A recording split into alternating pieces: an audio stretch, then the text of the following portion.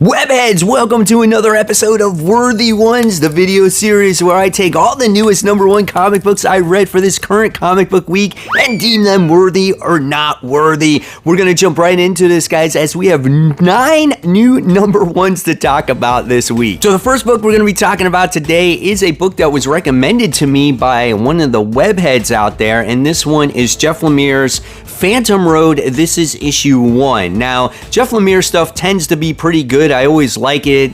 Has this darker tone or horrific tone to it. And in this issue, we don't have Andrea Sorrentino artwork. We get a different artist on this book, and the artwork actually looked fine. It's got some darker tones to it, and the story is about a truck driver who is always out on the road. You get to learn a little bit of how his family life is being a trucker, how he never really gets to spend time with his son or his wife. His wife is always accusing him of cheating and things like that.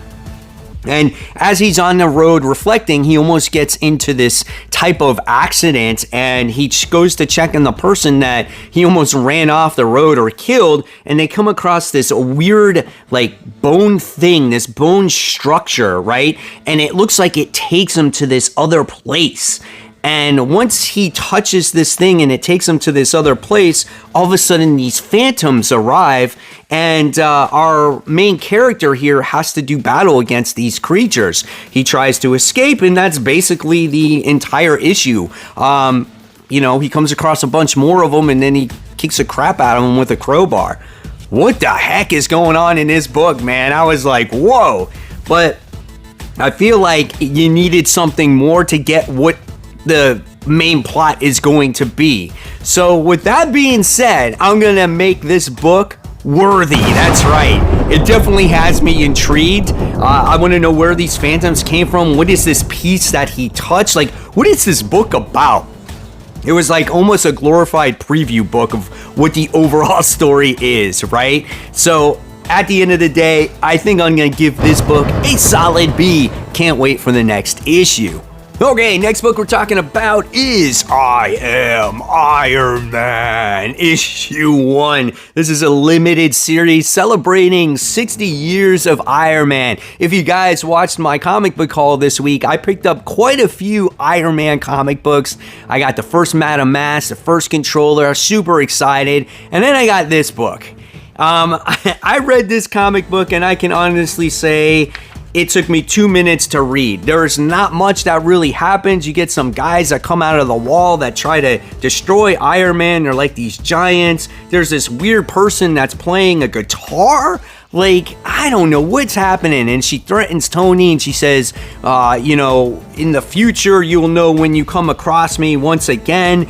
I don't even know what was going on in this freaking comic book, and this limited series has to deal with different time periods of Tony Stark. This was weird, all over the place. I deem this book not worthy. This is not worth $4. Now again, it's a one-shot type of limited series, so the next issue is going to take place at a different time, different story. I don't know if it's going to be a different writer, so you might want to check out the second issue, but don't buy this one at all. I'm going to rate this one AF. I absolutely could not stand this book whatsoever. Okay, so we get a Spider-Man book this week, and it seems like we get a new Spider-Man issue every single week, and this one is Spider-Man Unforgiven, issue 1, done by Tim Seeley, and this was a book with Spider-Man dealing with a whole bunch of vampires. This book was full of dialogue, artwork was very dark, and I can honestly tell you, I got 10 pages through this book, and I could not stand it. I am sorry, this was a book that just does not fit the character of Spider-Man. There's just way too much of dialogue. In fact, there was so much dialogue in this book. To showcase the artwork, they had to legitimately make that font so small.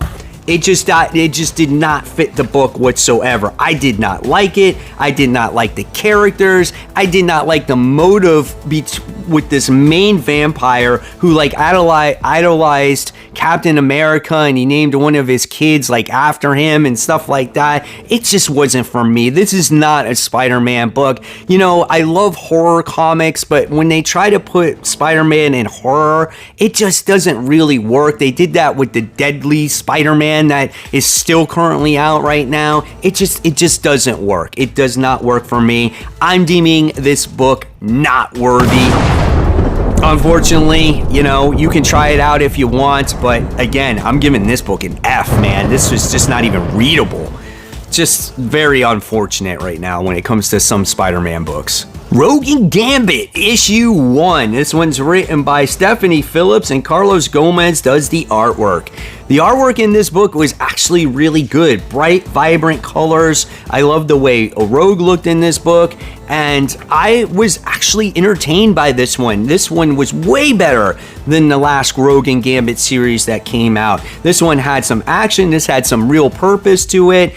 We get to see Rogue and Gambit in this issue try to kind of celebrate their love with each other, you know, try to rekindle that marriage, not, you know, do some crazy battle or go to some cheap ass restaurant, which actually did happen. And then all of a sudden we wind up getting a visit from Destiny as they're trying to actually fix their problems, right? She makes their appearance. Destiny is requiring the help of Manifold. So she wants Rogue and Gambit to come across Manifold because something in the future happens that's not so good, and she needs his teleportation abilities. So what happens in the comic is they come across this guy, and he's like, yeah, right. He's like, I'm not working with you guys. I worked with you in the past. It didn't work out the best, because he was in the Sword series at one point. And we find out that the main thing that's going on here is Manifold is doing some research against a guy who is capturing villains, and he's, I guess, using them for their powers. So in this issue, you wind up getting Lady Deathstrike winds up getting captured, Electro gets captured, Absorbing Man gets captured, and you get to see this fight at the end of it that was very entertaining, and it left you with a great cliffhanger. This was actually a really good book. I love the motive behind, you know, Destiny trying to acquire this guy to help him in the future, and you don't quite know what that is yet. So with that being said, I'm going to deem this book worthy. This is a fun adventure with Rogue and Gambit trying to acquire somebody to help them in a dire time that only Destiny knows, and she's not revealing that. And having different types of villains in the book besides just X-Men villains is going to be a crazy adventure too. I can't wait to see them. And why is this mysterious villain capturing these villains? I'm going to give this book a B. I really enjoyed this book, and it definitely exceeded my expectations. Cosmic Ghost Rider issue 1, the next book written by Stephanie Phillips. Now, this book was actually really good too, but it got knocked down by the time it wound up getting to the end of it. The artwork in this one was actually really good too. I love the way Cosmic Ghost Rider looked in this. There were some pretty violent pages in this comic book. I love the facial expressions in this book. And just overall, it was a fun comic to look at. Big panels, you know, great stuff. So in this comic book, we see that Frank Castle is like having these nightmares, and he wakes up in this bed. And in this comic, he's not Cosmic Ghost Rider. He's being protected from a couple, not a couple, but a daughter and a father in this bar. And he's going to stay there for a week and then be on his way. And then all of a sudden, we wind up getting this person that is looking for Frank Castle, and he threatens him. He threatens the people that are protecting him, and then bad things happen in this comic when it comes to those two people. And then what happens is Frank wakes up again, and he's having another nightmare, and you kind of don't know really what's going on with him. But then we get this other story, and I guess this is just a side story from what I gathered, because it's just called Cosmic Ghost Stories, and I don't know when this takes place. I don't know if this was the past or the future, whatever the case may be, and it has to deal with Frank being on trial or whatnot, or I don't know, he's hallucinating. I don't know. I didn't get that aspect of the story, so I didn't find that story as an enjoyable. The artwork looked really good in it, but I didn't feel that it was necessary to add that extra dollar to this comic. They could have just dealt with the main story and been done with it, right? So at the end of the day, I'm definitely going to deem this book worthy because I can't wait to see what happens in the future with Frank Castle and Cosmic Ghost Rider, but we don't need that excess story there. And I think I'm going to give this book a C+. Get rid of that extra story, man. Not needed. So the next book we're talking about is Spider-Gwen Shadow Clones. This is issue 1. I actually didn't hate this book. This book was actually pretty good. I just feel like it's going to be predictable. We wind up getting Spider-Gwen here, who does battle against the Sinister Six to start this whole thing off. And that was interesting. And there was this woman here that was doing a science experiment. And because of the battle that happened, basically she blames Spider-Gwen for the loss of her significant other. So she's out for revenge. That's kind of what makes this book very predictable, because Spider-Gwen actually comes across a clone of Doc Ock and Gwen. So the writing is on the wall basically in this comic book of this scientist who has gathered DNA from both parties and spliced them together to make this crazy clone. And it seems like we're going to get a different Sinister Six character in this comic book, right? Or in this series as time goes along. Because first time we got Doc Ock version, the next time we're going to get a Sandman version. But you know what? I think I'm in it for the ride. I'm going to deem this comic book worthy. I think it's going to be a pretty good book, and it's definitely written better than the last Spider-Gwen book where we had her just being different versions of herself. Now at least we have some villains here. And yeah, so, and I'm going to give this book a C. Okay, the next book we're talking about is Hunt, Kill, Repeat. This is issue 1. This book is done by Mad Cave. The artwork is really good. I love the facial expressions in this book. The characters were nicely drawn. I mean, overall, it was a bright, vibrant comic. And what this book had to offer was if all the gods came to Earth and they basically ruled Earth.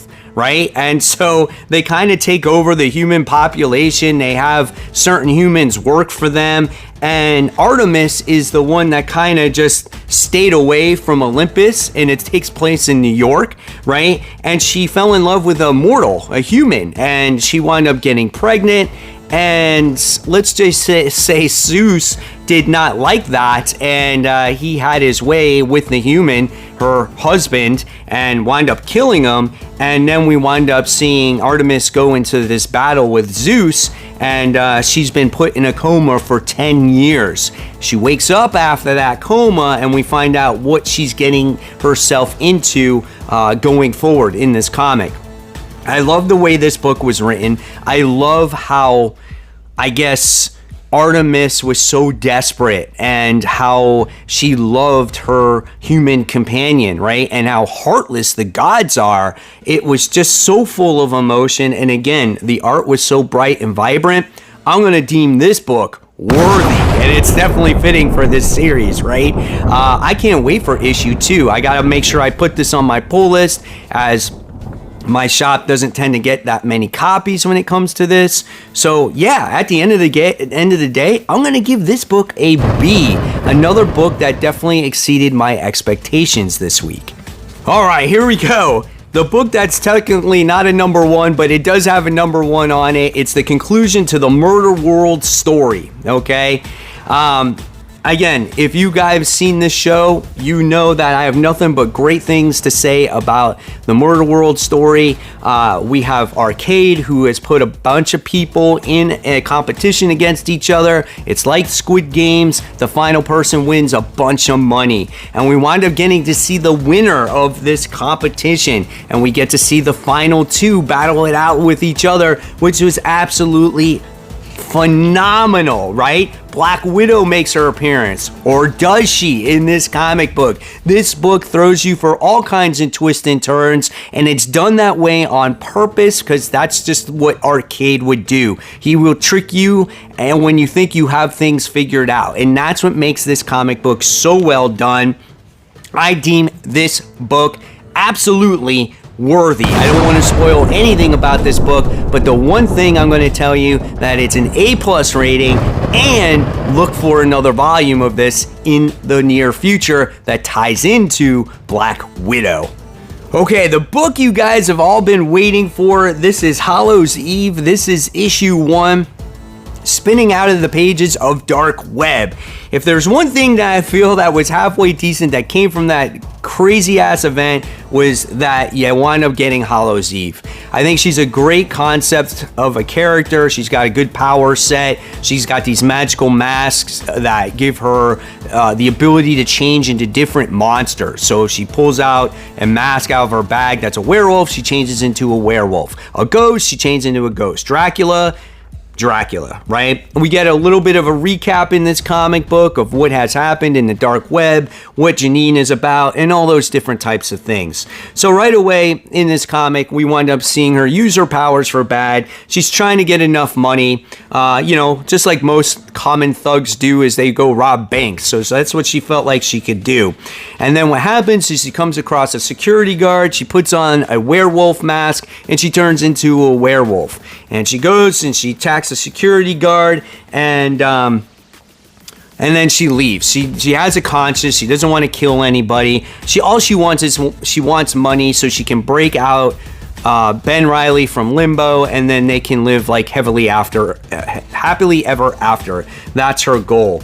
The thing that's kind of cool about this book, I guess, if you like the Beyond story arc, is we have Maxine Danger in this comic book, where she is very interested of what's going on with Janine and Hallows Eve and all those things. So she kind of goes undercover, like she's a CIA investigative person and all that types of stuff. So yeah, I mean, it was kind of cool. You wind up seeing Hallows Eve trying to stay low and undercover and whatnot. And we wind up seeing what happens when she uses these powers, right, to people that she hurts. So for instance, the security guy that wound up getting scratched by the werewolf, he turned into a werewolf. So if she has a vampire mask and she decides to bite somebody, they're going to turn into a vampire too, I'm sure. But yeah, overall, I thought this book was definitely worthy. It was fine. Janine was a good character. I don't want to say this was like absolutely outstanding, but it definitely gives you more of kind of like what the character is, what her powers can do to people. And I like how they are trying to tie this into more of the Beyond story arc. I think that's actually pretty neat. So I'm definitely looking forward to the next issue of this, and where it goes from here, I don't know, but I'm going to give this book a B as well. I was entertained by it and looking for more. So there you guys have it. There are the comics that I deemed worthy and not worthy. I want to know your favorite number ones of the week so far. And if you love my content, I'm going to leave you more content right here. In fact, this is my comic book haul. Everything I picked up for the current comic book week. And of course, guys, as always, keep buying, keep collecting, but most importantly, always read your comics. Guys, I'll see you real soon. Take care.